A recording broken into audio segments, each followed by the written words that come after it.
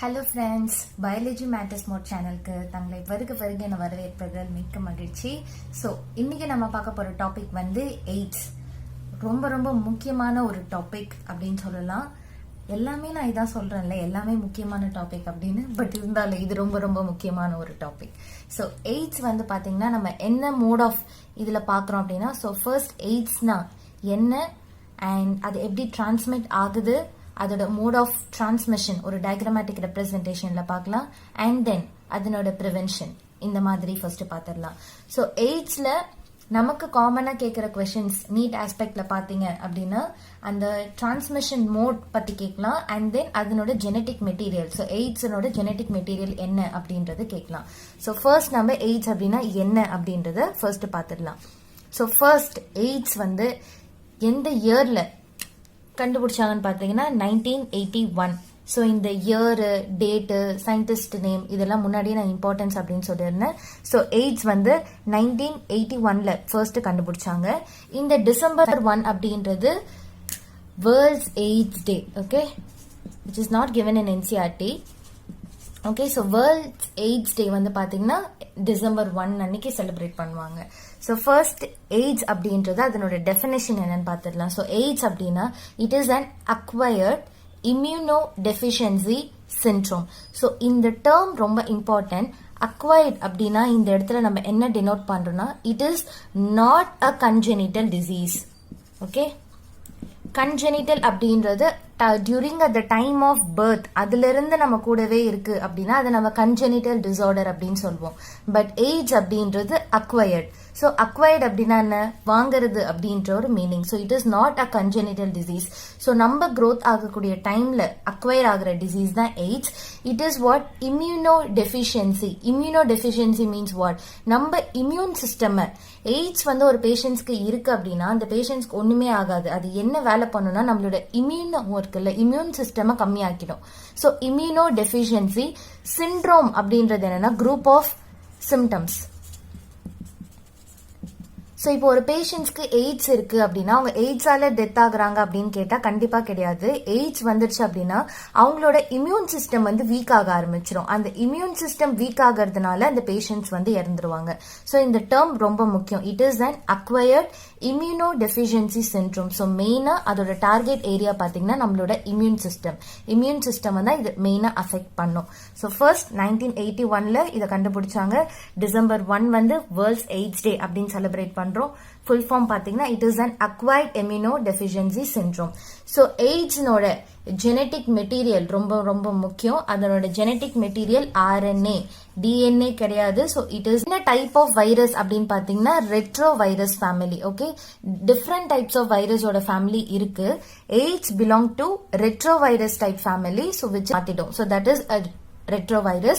So AIDS is caused by HIV, which is a type of retrovirus. And then இப்போ நம்ம இதோட mode of transmission பத்தி படிக்கலாம். So எய்ட்ஸ்னோட மெயின் மோட் ஆஃப் டிரான்ஸ்மிஷன் பாத்தீங்கன்னா sexual contact with a AIDS infected patient. Infected, that is HIV infected patient. So ஒரு HIV infected patient கூட multiple sexual contact இருக்கு அப்படின்னா அவங்களுக்கு எய்ட்ஸ் வந்து டிரான்ஸ்மிட் ஆகும். அண்ட் செகண்டரி பாயிண்ட் வந்து பிளட் டிரான்ஸ்ஃபியூஷன். ஓகே, பிளட் டிரான்ஸ்ஃபியூஷன்ல இப்போ ஏதாவது ஒரு பர்சன் வந்து பிளட் கொடுத்துருக்காங்க, பட் அந்த பிளட் வந்து HIV இன்ஃபெக்டடா இருக்கு அப்படின்னாலும் டிரான்ஸ்ஃபியூஷன். அண்ட் தேர்ட் பாயிண்ட் வந்து இன்ஃபெக்டட் நீடில். பர்டிகுலர்லி அதிகமா ஒரு பர்சன் யூஸ் பண்ண நீடிலே இன்னொரு பர்சன் யூஸ் பண்ணிருந்தாங்களோ, மெயினா IV, தட் இஸ் இன்ட்ராவீனஸ்ல இருக்கும்பொழுது இன்ட்ராவீனஸ் ட்ரக் அபியூசஸ்லாம் இருப்பாங்கல்ல, அந்த மாதிரி இன்ஃபெக்டான நீடில்ஸ் அதெல்லாம் யூஸ் பண்ண எய்ட்ஸ் வந்து டிரான்ஸ்மிட் ஆகும். அண்ட் தென் ஃபோர்த் பாயிண்ட் வந்து mother to child. So mother வந்து எய்ட்ஸ் இன்ஃபெக்டடா இருக்காங்க அப்படின்னா வயா த பிளாசண்டா சைல்டுக்கும் வந்து எய்ட்ஸ் இன்ஃபெக்ஷன் வரும். ஸோ மோட் ஆஃப் டிரான்ஸ்மிஷன் நாலே தான். The first point is via through the sexual contact, second one through blood transfusion, and third வந்து infected needle IV drug use பண்றது, அண்ட் ஃபோர்த் பாயிண்ட் வந்து mother to child, that is பிளாசண்டால via the placenta mother வந்து child affect பண்ணுவாங்க. And then எய்ட்ஸ்க்கு வந்து ஒரு time lakh infection அப்படின்னு ஒன்று இருக்கு. ஸோ டைம் லேக் அப்படின்றது என்னன்னா ஒரு பேஷண்ட் வந்து எய்ட்ஸ்ல இன்ஃபெக்ட் ஆகியிருக்காங்க அப்படின்றத கண்டுபிடிக்கிறதுக்கும் அந்த பேஷண்ட்டுக்கு சிம்டம்ஸ் எய்ட்ஸுக்கான சிம்டம்ஸ் வர்றதுக்கும் ஒரு டைம் கேப் இருக்கு. இப்போ நமக்கு ஒரு எக்ஸாம்பிளுக்கு இப்போ கோல்டு வருதுன்னு வச்சுக்கோங்களேன், நமக்கு ஸ்னீஸ் பண்ணுவோம், காஃப் வரும் அண்ட் ஃபீவர் அப்படியே வரும். ஸோ சைமல்டேனியஸா ஒரு கண்டினியூவிட்டி இதுல இருக்கும். பட் எய்ட்ஸ் இன்ஃபெக்ட் ஆன பர்சன்ஸ்க்கு பாத்தீங்கன்னா சிம்டம்ஸ் வந்து சீக்கிரமா உடம்புல காமிக்காது. ஏன்னா இம்யூன் சிஸ்டம் நமக்கு கம்மியானா மட்டும்தான் அதனோட சிம்டம்ஸ் வந்து காமிக்கும். ஸோ அந்த இம்யூன் சிஸ்டம் கம்மியாகிறது ஈவன் மந்த்ல நமக்கு சிம்டம்ஸ் காமிக்கலாம், இல்ல it may vary two years கணக்கா கூட ஆகலாம். ஸோ ஒரு பர்சனுக்கு HIV இன்ஃபெக்ஷன் எப்பவோ வந்திருக்கும், ஆனா நியர்லி 5 to 10 இயர்ஸ் கழிச்சு கூட அவங்களுக்கு அந்த சிம்டம்ஸ் வந்து காமிக்கும். இந்த டைம் லேக் தான் நம்ம என்ன சொல்லுவாங்கன்னா விண்டோ பீரியட் அப்படின்னு சொல்லுவோம். இந்த விண்டோ பீரியட் வந்து நீட் NCERT-ல வந்து கொடுக்கல. இதை நீங்க MBBS செகண்ட் இயர்ல படிப்பீங்க, என்ன மைக்ரோபயாலஜில படிப்பீங்க விண்டோ பீரியட் அப்படின்னு. இந்த டைம் லேக் இருக்குல்ல இன்ஃபெக்ஷனுக்கும் அந்த சிம்டம்ஸ் காமிக்கிறதுக்குமான டைம் லேக் தான் நம்ம விண்டோ பீரியட் அப்படின்னு சொல்லுவோம். ஸோ ஃபர்ஸ்ட் எய்ட்ஸ்னோட ஜெனரல் இன்ட்ரோடக்ஷன் பார்த்துட்டோம் அண்ட் தென் அதோட mode of transmission and time lag பார்த்துட்டோம். இப்போ அந்த டிரான்ஸ்மிஷனை நம்ம ஒரு டயக்ராமேட்டிக் ரெப்ரசன்டேஷன்ல பார்க்கலாம். ஸோ இப்போ நம்ம அந்த ரெப்ளிகேஷன் பேட்டர்ன் பத்தி பார்க்கலாம். ஸோ ரெப்ளிகேஷன் அப்படின்றது எப்படி HIV வந்து நம்மளோட செல்ஸை இன்ஃபெக்ட் பண்ணுது, அந்த டிரான்ஸ்மிஷன் மோட் ஆஃப் டிரான்ஸ்மிஷன் பத்தி இப்போ பார்க்கலாம். So caused by HIV which is a type of retrovirus அப்படின்னு சொல்லியிருந்தேன். அதனோட ஜெனட்டிக் மெட்டீரியல் வந்து RNA. ஸோ இப்போ நம்ம இதை ரெப்ரசென்ட் பண்ணி ஒரு டயக்ராம் வரையலாம். ஸோ ரெட்ரோவைரஸ் அப்படின்னு சொல்லியிருந்தேன். So it will have a protein code. Okay, so இதுதான் வந்து protein code. Okay, and then genetic material வந்து RNA. Okay, so this is an HIV. So this is HIV and அதுக்கு ஒரு protein code இருக்கு and genetic material வந்து RNA. Virus spelling தப்பா எழுதிட்டேன், RUS. Okay, இந்த HIV எப்படி நம்மளோட செல்ஸை இன்ஃபெக்ட் பண்ணுது அப்படின்றத பார்க்கலாம். ஸோ ஃபர்ஸ்ட் நமக்கு செல்ஸ் அப்படின்னாலே நமக்கு ஞாபகம் வருது பார்த்தீங்கன்னா பிளாஸ்மா மெம்பரேன். ஸோ அவுட்டர் மெம்பரேன்ல வந்து பிளாஸ்மா மெம்பரேன், சைட்டோபிளாசம் இருக்கும் and then nucleus and goes on. So இந்த மாதிரி செல்ஸ் வந்து தான் நம்ம உடம்புல மோஸ்ட்லி இருக்கு. ஸோ இப்போ இந்த செல்ஸ்ல வந்து ஸோ நார்மல் செல் வந்து பாத்தீங்கன்னா அவுட்டர் மெம்பரேன் பாத்தீங்கன்னா நமக்கு பிளாஸ்மா மெம்பரேன் தான் இல்லையா. ஸோ ஃபர்ஸ்ட் வந்து நமக்கு பிளாஸ்மா மெம்பரேன். இந்த HIV இருக்கு இல்லையா, தட் இஸ் ரெட்ரோவைரஸ். இது ஃபர்ஸ்ட் ஒரு பர்சனுக்கு இன்ஃபெக்ட் ஆயிடுச்சு அப்படின்னா ஒரு பர்டிகுலர் செல்ஸ் அஃபெக்ட் பண்ண வருதுன்னா அது ஃபர்ஸ்ட் நம்ம பிளாஸ்மா மெம்பரேனை தான் என்டர் பண்ணும்.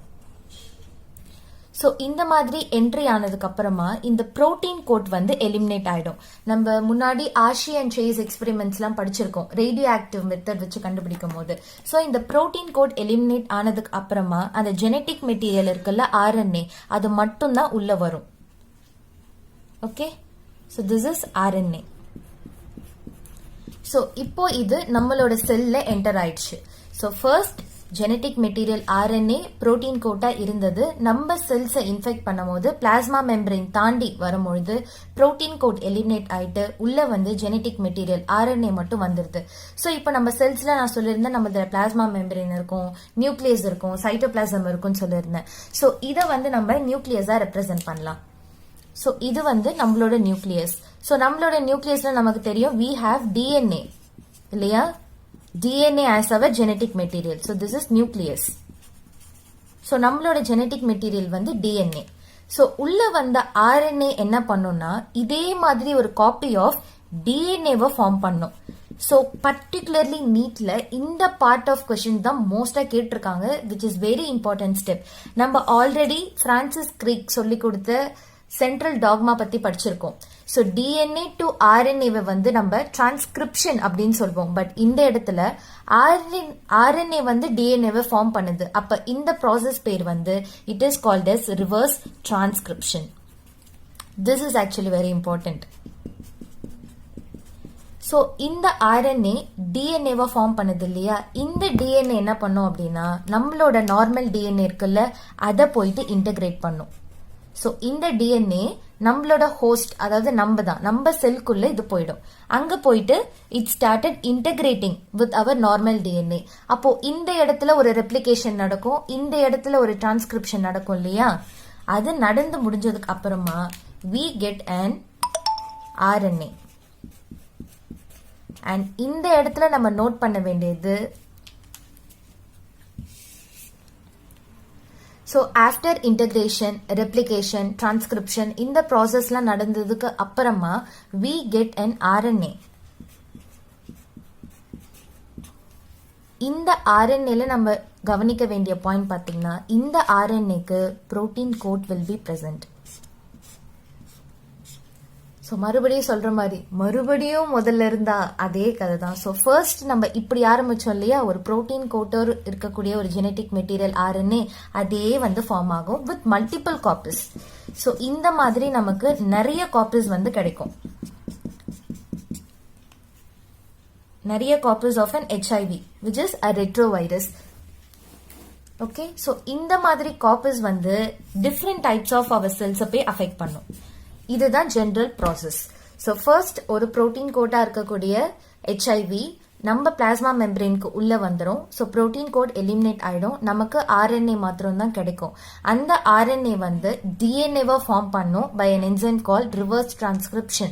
நம்மளோட நார்மல் நியூக்ளியஸோட ஜெனட்டிக் மெட்டீரியல் DNA அதுக்கு உள்ள இது போயிட்டு இன்டகிரேட் பண்ணி ரெப்ளிகேஷன், டிரான்ஸ்கிரிப்ஷன் எல்லாம் நடந்து RNA-வை ப்ரொடியூஸ் பண்ணும். இங்க நோட் பண்ற பாயிண்ட், இந்த ப்ரொடியூஸ் ஆன RNA-க்கு protein coat will be present. So இந்த மாதிரி multiple copies of HIV that is an retrovirus will be produced in our body. இது எல்லாம் என்ன பண்ணும்னா இதே ப்ராசஸ் ஆஃப் அதர் செல்ஸை போய் அஃபெக்ட் பண்ணும், வந்து அஃபெக்ட் பண்ணுன்னு சொன்னோம் இல்லையா நம்ம உடம்புல. பட் மெயினா வந்து எந்த செல்ஸை மோஸ்ட்லி அஃபெக்ட் பண்ணுன்னு பாத்தீங்கன்னா macrophages and then T lymphocytes.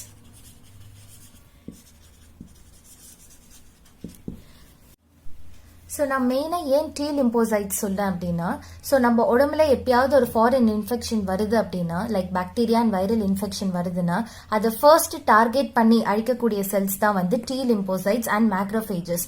As well as T lymphocytes என்ன பண்ணுன்னா அதர் இம்யூன் செல்ஸ் இருக்குல்ல அதையுமே தூண்டும் அந்த ஃபாரின் பார்ட்டிகல்ஸை அழிக்கிறதுக்காக.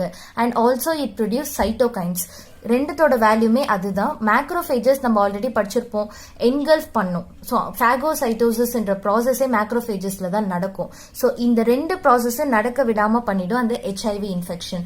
ஸோ ப்ரீவியஸ்லி நம்ம படிச்சோம், it is an acquired immunodeficiency syndrome. So இது ரெண்டு செல்ஸ் நமக்கு நல்லா இருந்தாதான் நமக்கு இம்யூன் சிஸ்டமே நல்லா இருக்கும். ஸோ இந்த ரெண்டு செல்ஸோட கவுண்ட்டுமே வந்து கம்மி ஆயிட்டே வரும் after the AIDS infection.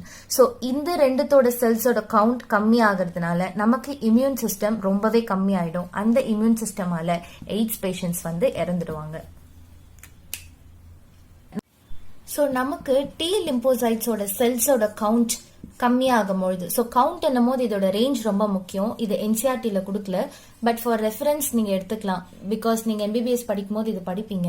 So இதோட நார்மல் ரேஞ்ச் ரெஃபரன்ஸ் பாத்தீங்கன்னா it is ranges to 500 to 1200 cubic cells அப்படின்னு படிப்பீங்க. ஸோ இதுதான் வந்து T lymphocytes-ஓட நார்மல் ரேஞ்சஸ். இந்த normal ranges after the HIV infection பாத்தீங்கன்னா கம்மியாகிட்டே வரும். இந்த கவுண்ட் வந்து எப்போ 0 கிட்ட வருதோ அப்போ பேஷண்ட்ஸ் வந்து சிவியர்லி எய்ட்ஸ்னால அஃபெக்ட் ஆயிட்டு இறந்துடுவாங்க. ஸோ இந்த ரேஞ்சஸ் வந்து கம்மியாகும் இல்லையா, லைக் 1200 1100 1900 800 அப்படின்னு கம்மியாகும் போது பேஷண்ட்ஸ்க்கு இருக்கக்கூடிய சிம்டம் பாத்தீங்கன்னா ஃபீவர், சில்ஸ் இருக்கும், and then weight loss, vomiting. So இதெல்லாம் T lymphocytes-ஓட செல்ஸ் கம்மியாகும் பொழுது இந்த மாதிரி சிம்டம்ஸ் வந்து நிறைய வரும். ஸோ இந்த மாதிரி சிம்டம்ஸ் நிறைய வர்றதுனால அவங்களால ஆர்டினரி, ஸோ இந்த மாதிரி இன்ஃபெக்ஷன் அவங்களுக்கு நிறைய இருக்கிறதுனால, இந்த மாதிரி சிம்டம்ஸ் நிறைய இருக்கிறதுனால நார்மலா வரக்கூடிய bacterial infection, viral infection, particularly இந்த மைக்கோபாக்டீரியம், டாக்ஸோபிளாஸ்மா,